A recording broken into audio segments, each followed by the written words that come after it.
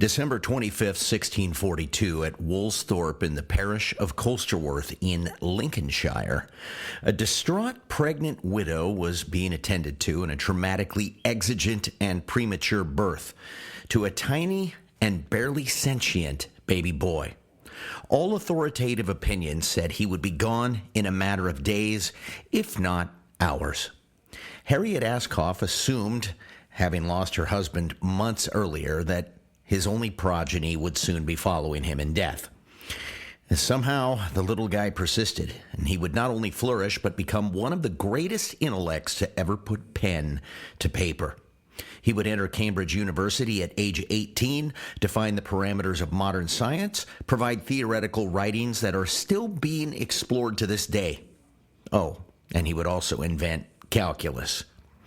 He would be venerated at the highest levels and maintains an unusually high level of reverence in the world, even today. What you may not know is the man was 1 part scientist and 2 parts theologian, and not only didn't refrain from any perceived overlap, but always stated that the prior would always vindicate the essential core of the latter. That all planetary motions, ellipses, and core issues of matter and light proceeded from something far more omnipotent. He would go on to write a commentary on the book of Daniel, examining Old Testament prophecies, and then follow it with a commentary on the book of Revelation, collating the entire matter.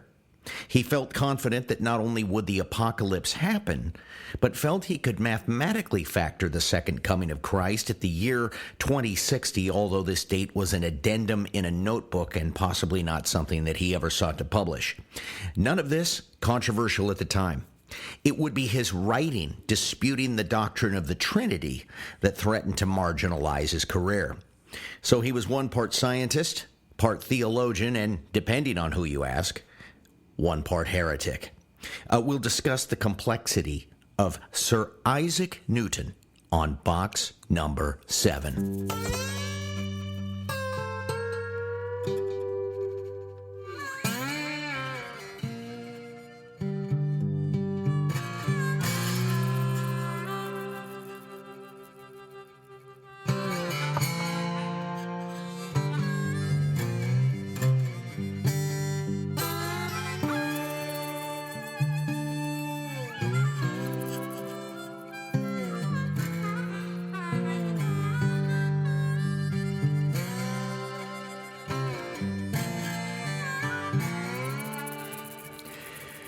The late Stephen Hawking bears a few corresponding similarities to Isaac Newton, well, at least on the surface.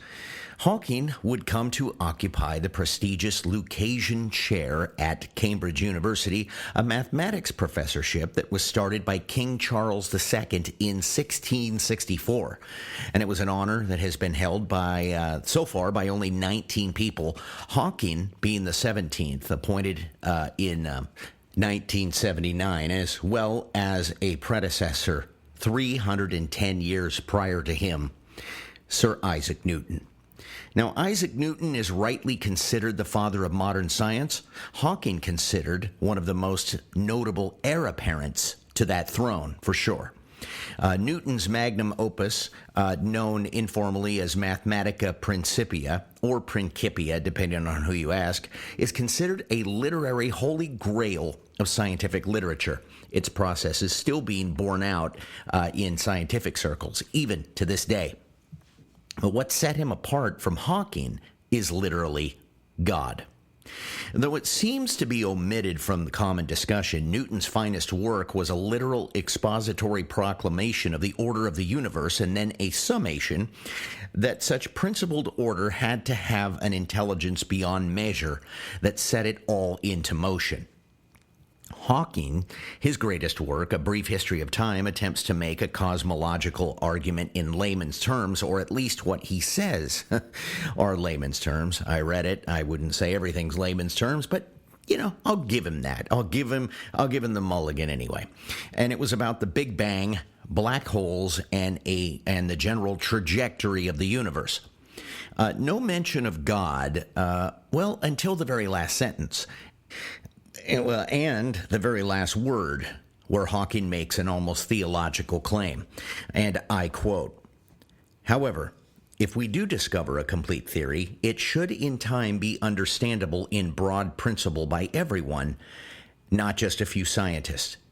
Then we shall all, philosophers, scientists, and just ordinary people, be able to take part in the discussion of the question of why it is that we and the universe exist.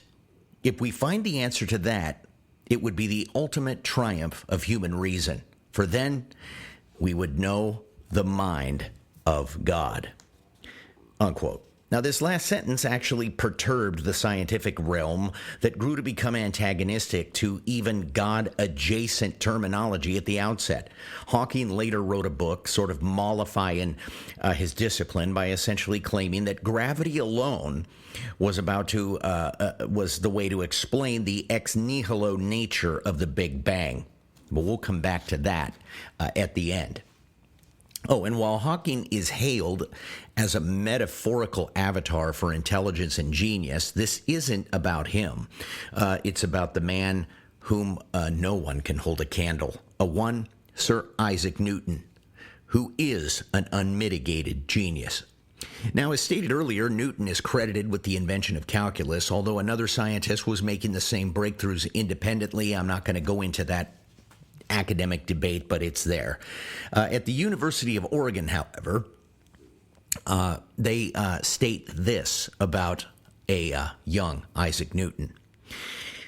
Quote, "Isaac Newton changed the world when he invented calculus.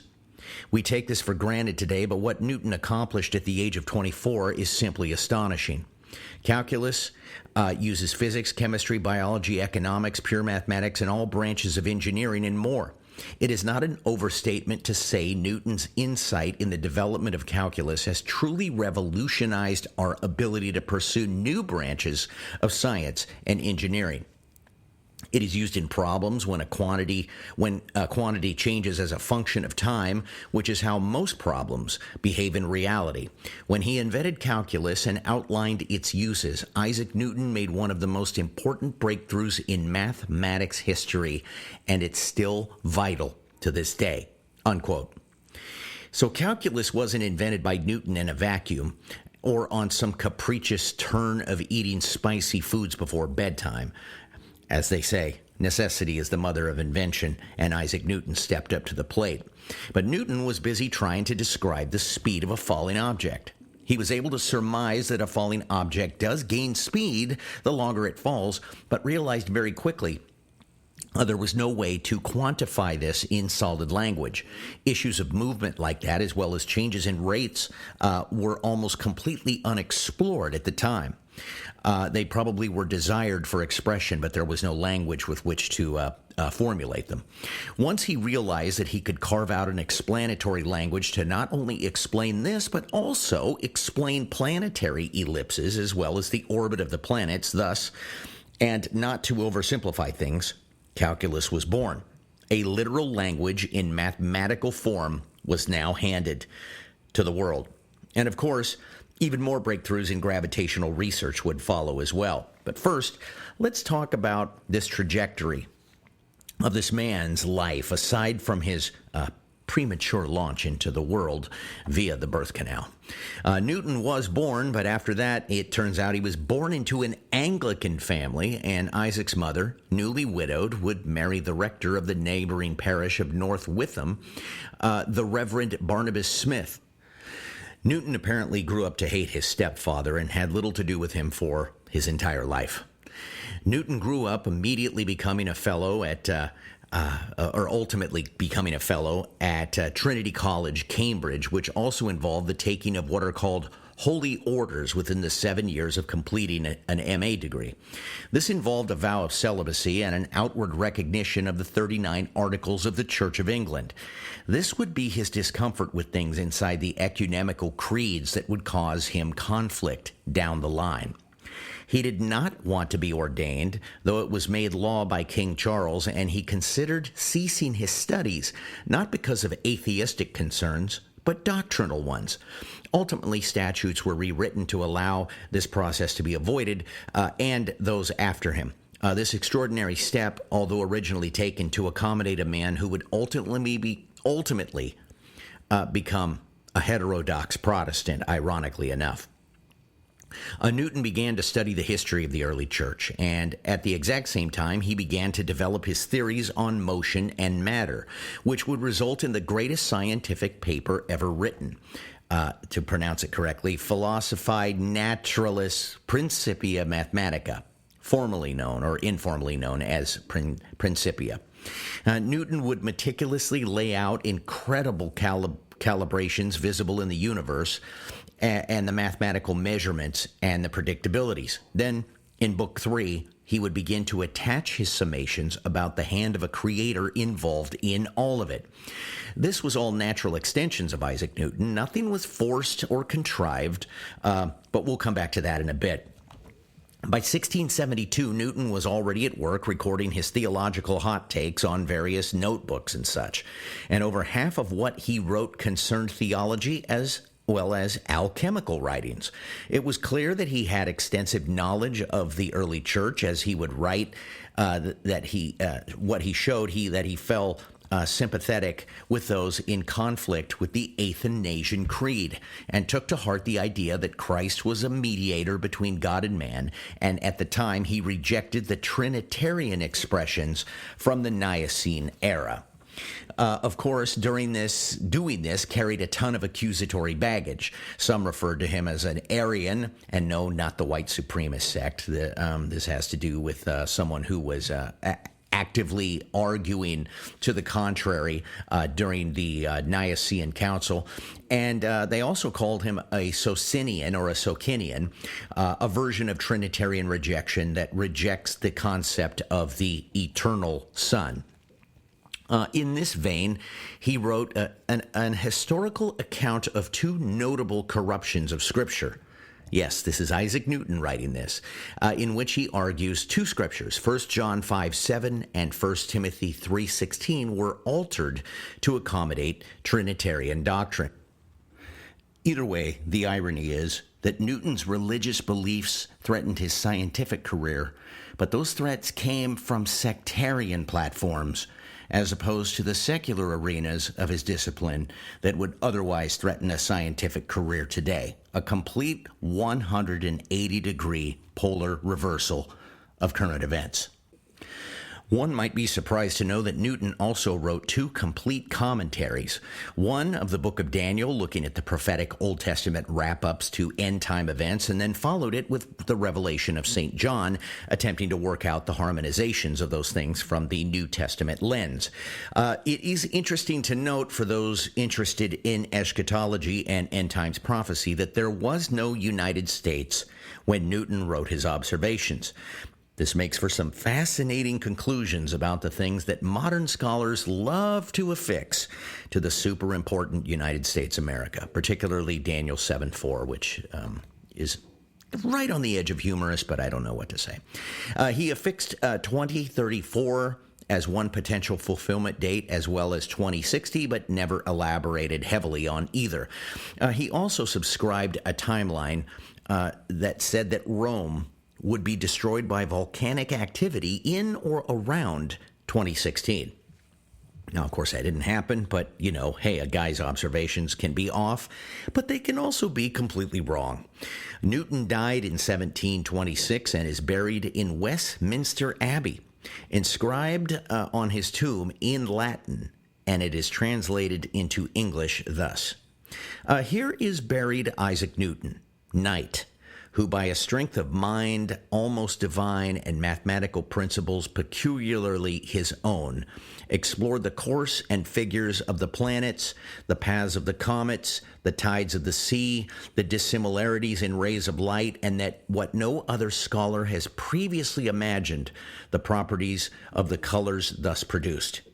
Diligent, sagacious, and faithful, his expositions of nature, antiquity, and the Holy Scriptures, he vindicated by his philosophy the majesty of God, mighty and good, and expressed the simplicity of the gospel in his manners.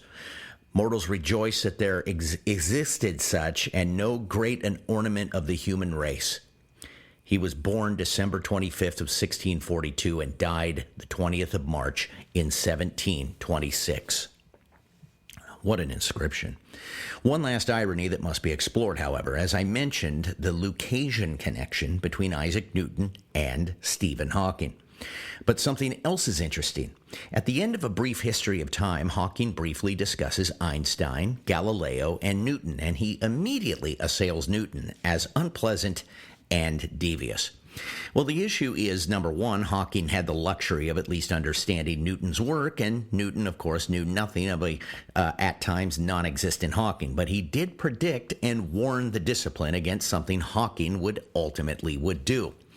Hawking would follow up A Brief History of Time with another book called The Grand Design, a tantalizingly provocative title for a book that was going to immediately dispense with any of this God nonsense out of the gate.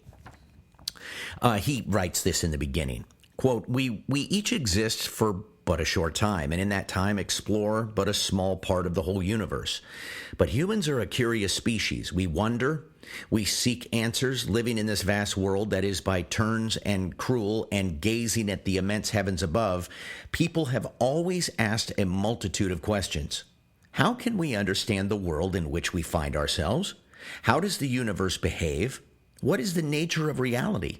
Where did all this come from? Did the universe need a creator? Most of us do not spend our time worrying about these questions, but almost all of us worry about them some of the time. Traditionally, these questions are for philosophy, but philosophy is dead, unquote. So Hawking's book proceeds to make the argument that every last tittle of matter in the universe was affected and brought into existence by gravity. Interesting enough for sure, but Newton knew this argument was coming, and he warned against the utilization of gravity as an explanatory source. And he also stated this most beautiful system of the sun, planets, and comets could only proceed from the counsel and dominion of an intelligent being. This being governs all things, not as the soul of the world, but as Lord over all. And on account of his dominion, he is wont to be called Lord God or universal ruler. The supreme God is a being eternal, infinite, and absolutely perfect. Anyway, so there you have it. Scientist, alchemist, theologian, and heterodox doctrinal roustabout. And God bless him. Oh, and one last thing. I wish Hawking and Newton could have lived in the same time frame to debate, and I've read enough of both of them to realize something interesting Hawking mentions in the quote I just quoted from his book. It was these questions. How can we understand the world in which we find ourselves? How does the universe behave? What is the nature of reality? Where did all this come from? And did the universe need a creator? 5 questions. But only the first 2 questions are actually questions of science. The last 3 are philosophical. When you add Hawking's summarizing proclamation, philosophy is dead, we already have a problem and a cleanup on aisle 4. Philosophy is dead is in fact a philosophical statement, or as Newton might say, quod erat demonstratum. And this is box number 7.